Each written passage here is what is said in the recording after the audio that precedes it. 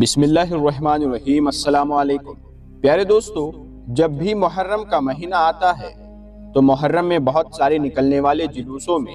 اکثر آپ لوگوں کو بھی ایک سجا ہوا گھوڑا نظر آتا ہوگا۔ ویسے تو عام طور پر یہ گھوڑا آپ لوگوں کو انہی جلوسوں میں نظر آئے گا کہ جو شیعہ فرقے کی طرف سے نکالے جاتے ہیں، مگر ہاں کچھ سنی لوگ بھی اس سجے ہوئے گھوڑے کو اپنی محفلوں یا پھر اپنے جلوسوں میں لے کر جاتے ہیں، اور جو لوگ بھی ایسا کرتے ہیں وہ اس گھوڑے کو بہت زیادہ عزت اور احترام کے ساتھ دیکھتے ہیں، بلکہ ان کے بچے ان گھوڑوں کے نیچے سے نکلتے ہیں کیونکہ وہ اس کو بہت بڑی بات سمجھتے ہیں، اور ایسا اس لیے ہے کیونکہ ان لوگوں کے مطابق یہ گھوڑا کوئی عام گھوڑا نہیں ہوتا ہے، بلکہ یہ تو ذوالجناح کی شبیہ ہوتا ہے، یعنی اس گھوڑے کی یاد میں سجایا گیا گھوڑا ہوتا ہے کہ جس کو اتہاس میں ذوالجناح کے نام سے جانا جاتا ہے۔ اب دوستو، محرم کے موقع پر اس طرح کے گھوڑے کو سجا کر جلوسوں میں نکالنا کس نے شروع کیا، کب شروع کیا، اور ایسا کرنا صحیح ہے یا غلط ہے، ان سب چیزوں کو پھر کسی ویڈیو میں کور کریں گے، لیکن اسلامک چینل ہونے کے ناطے آج کی اس ویڈیو میں ہم لوگ ذوالجناح گھوڑے کے اتہاس کو جاننے کی کوشش کریں گے کہ آخر اس کی گنتی آج بھی اتہاس کے سب سے مشہور گھوڑوں میں کیوں کی جاتی ہے، اور آخری پیغمبر یعنی حضرت محمد مصطفیٰ صلی اللہ تعالی علیہ وسلم کے ساتھ اس گھوڑے کا کیا خاص رشتہ تھا، یہ مشہور گھوڑا کہاں سے آیا تھا، اور آخر حضرت امام حسین کی شہادت کے بعد اچانک سے یہ گھوڑا کہاں غائب ہو گیا تھا۔ کیا یہ گھوڑا کوئی جن تھا یا فرشتہ تھا یا پھر ایک عام گھوڑا ہی تھا، مگر پھر بھی اس نے وفاداری کی ایک ایسی داستان لکھی کہ جو اتہاس میں ہم کو کہیں اور نظر نہیں آتی ہے۔ تو چلیے دوستو، آج اس ویڈیو میں ہم اپنے ان سارے ہی سوالوں کے جواب جاننے کی کوشش کریں گے۔ پیارے دوستو، سب سے پہلے تو آپ لوگ یہ بات جانتے چلیے کہ ذوالجناح دراصل اتہاس کا وہی مشہور گھوڑا تھا جو کربلا کے میدان میں امام حسین کے ساتھ میں موجود تھا، اور 61 ہجری 10 محرم کے دن امام حسین اسی گھوڑے پر سوار ہو کر ہی یزیدیوں کے خلاف لڑتے ہوئے شہید ہوئے تھے۔ یہی وہ گھوڑا تھا جس نے امام حسین کی طرف آنے والے تیروں کو اپنے اوپر لے کر امام حسین کی حفاظت کی۔ یہ امام حسین کا آخری ساتھی تھا۔ اب یہ کوئی عام گھوڑا نہیں تھا، بلکہ اس کا تو یہ جو نام ہے ذوالجناح، یہ بھی پیغمبر حضرت محمد صلی اللہ تعالی علیہ وسلم کے کہنے پر ہی رکھا گیا تھا، جس کا مطلب ہوتا ہے دو پروں والا۔ روایتوں میں آتا ہے کہ یہ گھوڑا پیغمبر حضرت محمد صلی اللہ تعالی علیہ وسلم نے حارث نام کے ایک عربی انسان سے خریدا تھا، اور خریدنے سے پہلے اس کا پرانا نام مرتضی ہوا کرتا تھا۔ خریداری کے وقت یہ گھوڑا کم سن تھا، یعنی کافی کم عمر کا تھا، مگر پھر بھی عام گھوڑوں کے مقابلے میں اس کی جو باڈی تھی اور اس کی جو صحت تھی وہ کافی اچھی ہوا کرتی تھی۔ جس وقت یہ خریدا گیا تھا اس وقت نواسۂ رسول حضرت امام حسین بھی کافی چھوٹے ہی تھے، اور اس گھوڑے اور حضرت امام حسین کے بیچ میں شروع سے ہی ایک الگ طرح کا کنیکشن بھی پایا جاتا تھا۔ اسی لیے پیغمبر صلی اللہ تعالی علیہ وسلم نے بعد میں اس گھوڑے کو ایک تحفے کے طور پر اپنے نواسے کو ہی عطا کر دیا۔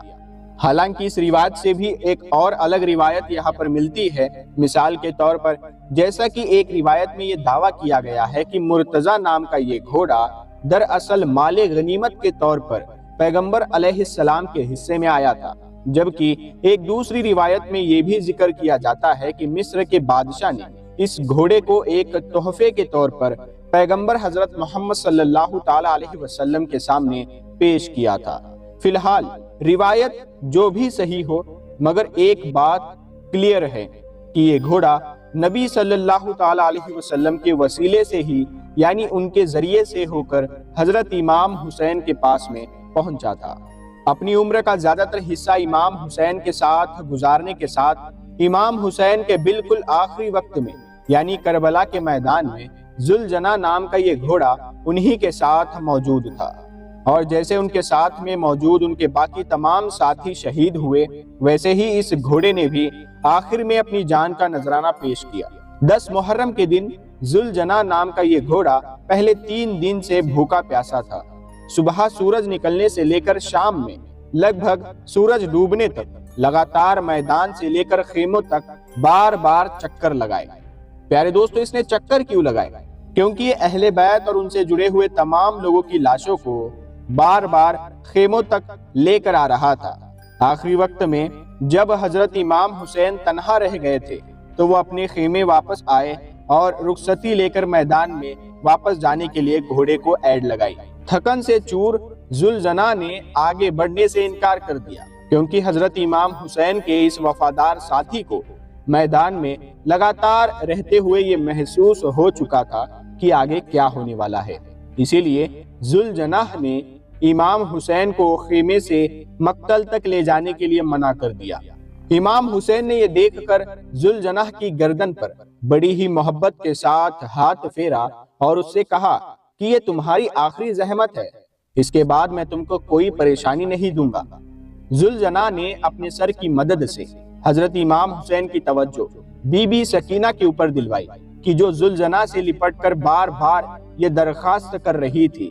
کہ وہ ان کے بابا امام حسین کو مقتل تک نہ لے کر جائے، کیونکہ جو بھی وہاں تک گیا وہ دوبارہ واپس نہیں آیا۔ امام حسین نے بی بی سکینہ کو بہلایا اور اس کے بعد تیزی کے ساتھ گھوڑے کو ایڑ لگا کر وہاں سے مقتل کی طرف، یعنی جہاں پر وہ شہید ہوئے تھے، وہاں نکل گئے۔ کربلا کے میدان میں حضرت امام حسین کی شہادت کے بعد ان کی تلوار اور ان کی دستار کو یہی گھوڑا لے کر خیمے کی طرف بڑھا اور بی بی زینب کے خیمے کے پاس پہنچ کر اس نے ہی حضرت امام حسین کی شہادت کی خبر دی تھی، جس کے بعد بی بی زینب خود مقتل کی طرف بڑھی اور پھر انہوں نے وہاں پر امام حسین کے سر قلم ہونے کا بھیانک منظر دیکھا۔ کربلا کے میدان میں بھی ذوالجناح نام کی اس گھوڑے نے امام حسین کا بھرپور ساتھ دیا تھا اور دشمن فوج کی طرف سے لگاتار برسائے گئے تیروں سے زخمی ہونے کے باوجود بھی یہ گھوڑا تھوڑا بہت بھی نہیں ڈگمگایا تھا۔ مگر دوستو، ذوالجناح کے بارے میں جو سب سے زیادہ خاص بات اور حیران کر دینے والی بات یہ ہے کہ حضرت امام حسین کی شہادت کے فوراً بعد یہ گھوڑا کہاں غائب ہو گیا تھا، یہ بعد میں کسی کو بھی پتہ نہیں چل سکا۔ اس سے ریلیٹڈ بہت ساری الگ الگ کتابوں میں بہت ساری چیزیں جو ملتی ہے، مگر وہ ثبوتوں کے لحاظ سے اتنی زیادہ سٹرونگ نہیں ہے کہ ان پر 100% بھروسہ کیا جا سکے۔ مثال کے طور پر کچھ کتابوں میں یہ مینشن کیا گیا ہے کہ حضرت امام حسین کی شہادت کے غم میں نڈھال ہو کر اس گھوڑے نے بھی دریائے فرات میں چھلانگ لگا کر اپنی جان لے لی تھی، جبکہ کچھ کتابوں میں یہ بھی مینشن کیا گیا ہے کہ اپنے آقا کی شہادت کے بعد یہ گھوڑا ریگستان کی طرف نکل گیا تھا اور پھر دوبارہ کبھی بھی واپس لوٹ کر نہیں آیا۔ اور بہت سے لوگ یہ کہتے ہیں کہ ذوالجناح جو گھوڑا تھا یہ کربلا کے جنگ میں شہید ہو گیا تھا۔ بہرحال زیادہ تر اتہاسکار اس بات پر ایگری کرتے ہیں کہ ذوالجناح نام کی اس گھوڑے کی زندگی کا خاتمہ بھی حضرت امام حسین کے شہید ہونے کے ساتھ ہی ہو گیا تھا۔ کہنے کو تو دوستو یہ ایک بے زبان جانور تھا، مگر پھر بھی اس نے امام حسین کے ساتھ اپنی وفاداری اور اپنی محبت کے بل بوتے پر اپنا نام قیامت تک کے لیے اہل بیت کے ساتھ جوڑ لیا ہے۔ مطلب ہمارے اس دنیا میں جب جب اہل بیت کا ذکر ہوگا تب تب ذوالجناح کے اس گھوڑے کا نام بھی لیا جائے گا۔ دوستو، جیسا کہ ہم نے آپ کو پہلے ہی بتایا کہ ذوالجناح سے ریلیٹڈ الگ الگ کتابوں میں بہت ساری چیزیں لکھی گئی ہے۔ مثال کے طور پر کچھ اتہاسکاروں نے تو یہاں تک کہہ دیا کہ یہ گھوڑا کوئی جانور نہیں بلکہ جانور کی شکل میں ایک جن تھا جو حضرت امام حسین کی خدمت پر لگا ہوا تھا، جبکہ کچھ نے لکھا ہے کہ یہ گھوڑا کوئی عام نہیں تھا بلکہ نسلی طور پر بہت خاص تھا، یعنی پیغمبر حضرت محمد صلی اللہ تعالی علیہ وسلم کے لیے ہی بنا تھا، کیونکہ اس کا شجرہ جو اوپر تک جا کر حضرت اسماعیل علیہ السلام کے گھوڑے سے مل جاتا ہے۔ اب ان تمام باتوں میں کتنی سچائی ہے اور کتنا فسانہ ہے یہ تو اللہ ہی جانتا ہے۔